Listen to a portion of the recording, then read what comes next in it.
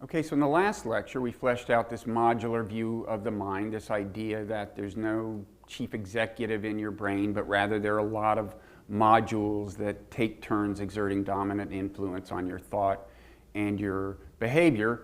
And we saw that this view dovetails pretty nicely with this Buddhist idea of not self, the idea that there is no kind of solid self at your core that persists coherently through time and keeps things under control. So there is a pretty close correspondence between this particular model within modern psychology and this particular Buddhist doctrine.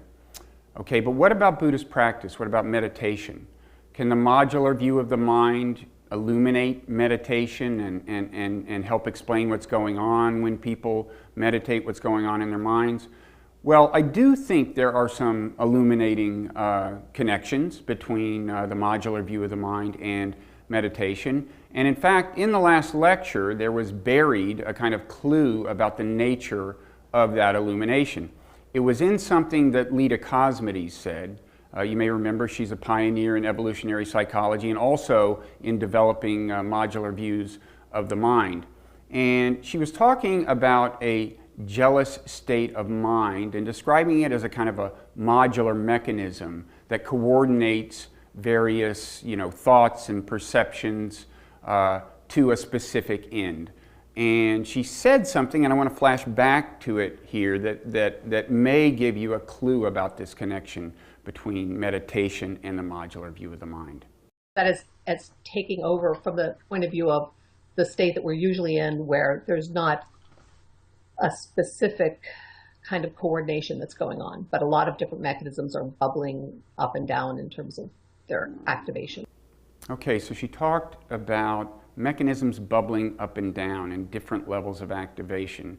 Now I'm hoping that as I repeat that phrase, you may be thinking of a phrase that we heard earlier in an earlier lecture. I'll pause now and give it a chance to spring to mind. The phrase is default mode network. The default mode network, as you may recall, is this thing that gets activated when the mind isn't engaged in anything in particular. It's not absorbed in any task. It's kind of just the mind wandering. And we also saw that the default mode network gets quieter during meditation. That's what brain scan studies have shown us. And if you've done much meditating at all, you probably know that sometimes the default mode network doesn't quiet down easily. You may sit down to meditate, try to focus on your breath, and suddenly you're thinking, oh, I hope I didn't offend that person yesterday when I said that thing, or oh, that was an attractive person I met the other day. I wonder if maybe he or she would go to dinner with me. I wonder where we could go, what kind of clever things I could say, what would happen after dinner. Now, as Lita's phrasing may suggest, somebody who has a modular view of the mind might be inclined to view the default mode network as just a bunch of modules kind of trying to get your attention. I mean, trying metaphorically, presumably they're not conscious, but they're kind of vying, competing for your attention. So when you think, I wonder if I offended that person yesterday, that would presumably be a module in the realm that Douglas Kenrick in the last lecture called the affiliative module. In other words, the larger module in charge of kind of making and keeping friendships and doing various other things and navigating the social landscape.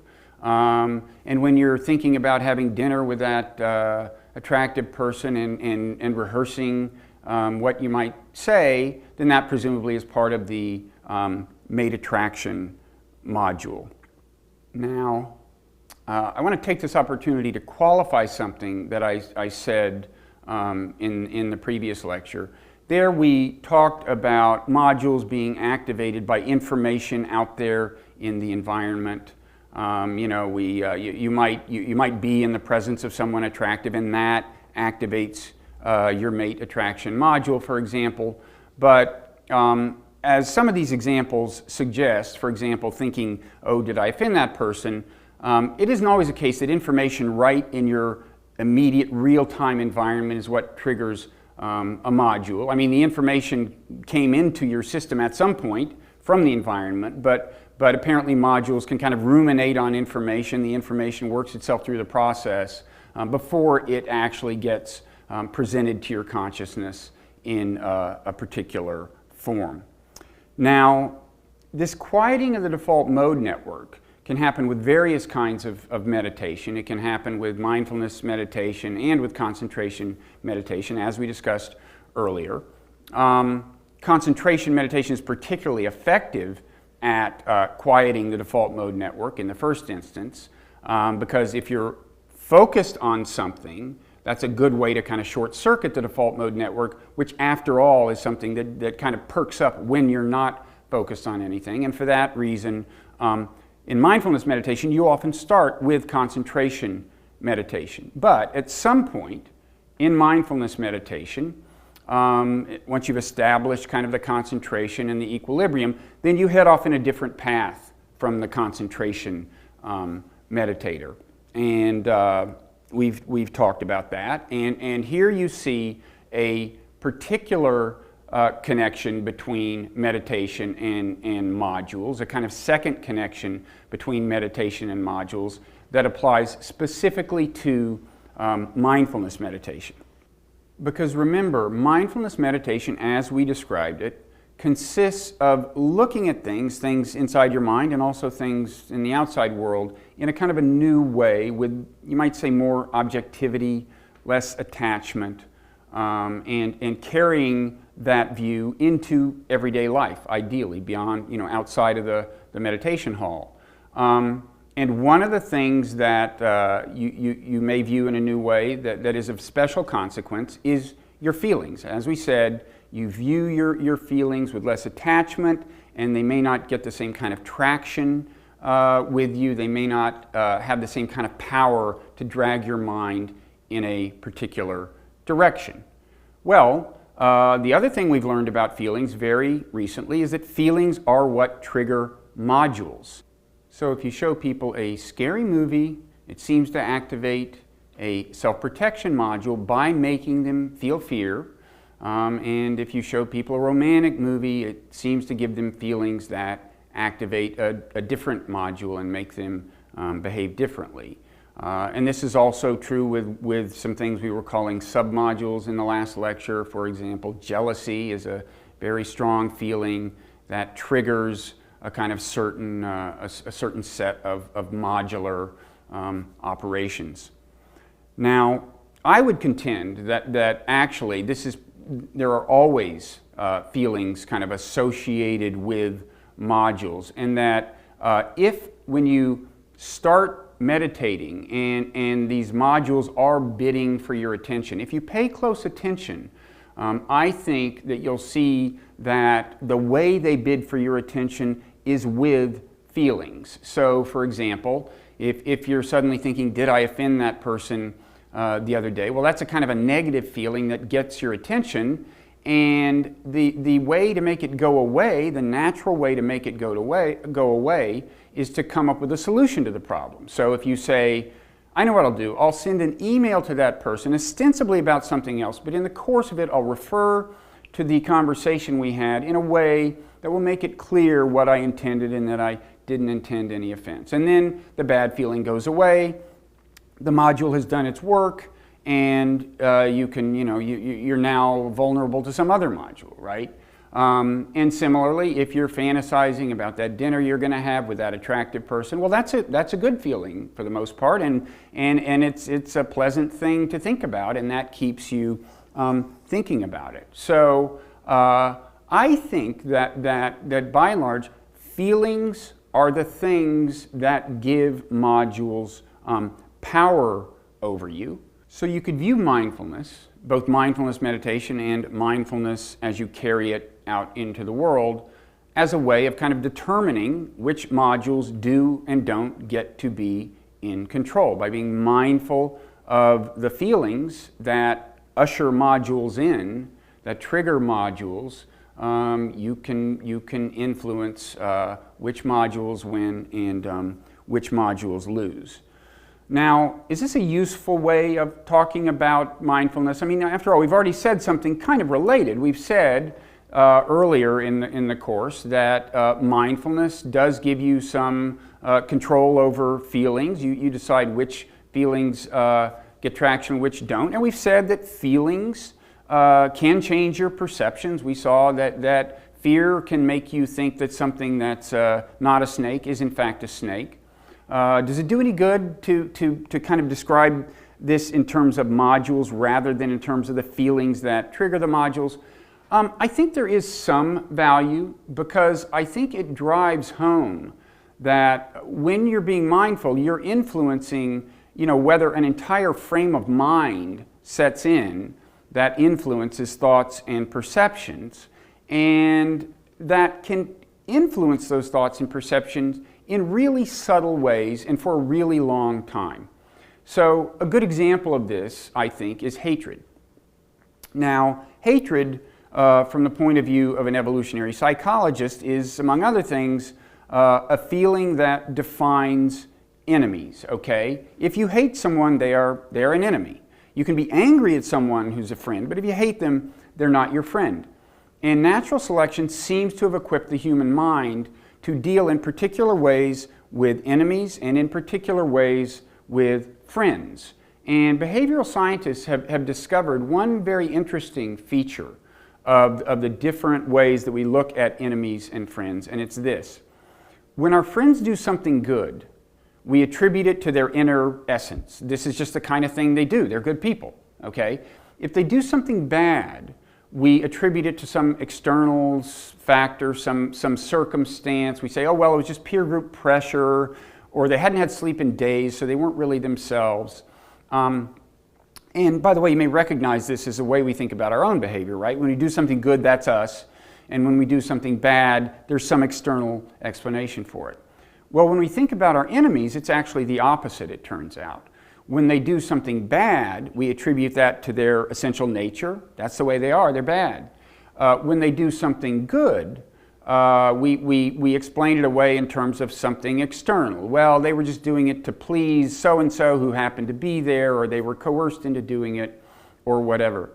Now, presumably, this feature exists in our mind, was designed by natural selection, presumably, to, among other things, encourage us to talk about enemies in this particular way. When we talk about enemies to other people, it's in our interest, in kind of strategic terms, to talk about them in very unflattering terms, because it's in our interest to undermine the stature of our enemies, who are people who can do us harm, and the more stature they have, the more harm they can do us. So this may be very much a propaganda tool, but it does seem to be the case that in order to spread the propaganda more effectively, we actually believe this. We actually believe that our enemies are these people who do bad things by nature and good things for other reasons. And one reason this can be really important is because when a nation is deciding whether or not to go to war, it really matters how the people in the other country and the leader of the country are framed.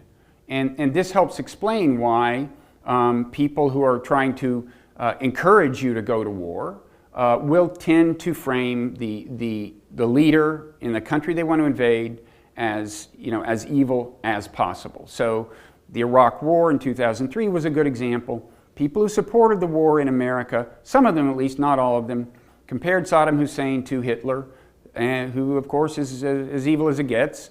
And if you're going to try to really firmly entrench hatred in someone's mind, that's a good comparison to make. And once you've framed the leader of the nation you hope to invade as an enemy, once you've got that frame firmly set, it's very hard for him to get out of it. Because if he does anything good or anything accommodating, it'll be attributed to external circumstances, but whenever he does anything bad, it'll be taken as more evidence of how bad he is. Now, hatred is a very strong emotion. You know it when you feel it. It's very dramatic. But I do think that the kind of frame that it creates, the enemy frame, can be sustained with subtler feelings of antipathy. It's not like every time you think of your enemy, you fly into a rage.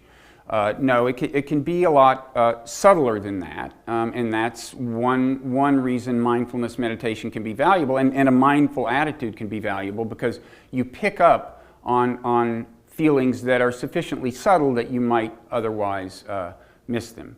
So I guess I'd say that in sum, the case for viewing mindfulness meditation in the context of this modular view of the mind is, first of all, it drives home that there's a whole frame kind of being installed in your mind, and you can influence which frame it is through mindfulness, and that this frame can influence your perceptions very subtly. It's a lot subtler than seeing a snake that's not there. And the feelings that sustain the frame can be pretty subtle, and in fact, you may become aware of them only if you are carrying a mindful attitude into the world. Now, in a way, this brings us back to the not-self doctrine. We saw earlier that the Buddha's kind of famous discourse on the not-self is amenable to differing interpretations. There's the full-bodied interpretation that he was emphatically denying the very existence of the self. We saw that there's also a kind of minority interpretation that views his aims as somewhat less ambitious. And there the idea is that one way you could look at that discourse is as saying, there's no part of your mind that has to be part of yourself. There's no feeling you have to own, there's no thought you have to own, and you can choose which things to let go of. Well, to translate that into modular terms, you might say that the idea is, there's no module you have to own, or there's no module you have to be. Because remember, modules are these things that are in some sense kind of trying to become the self for a while, right? And that's one reason that Douglas Kenrick in the previous lecture was referring to them as sub-selves.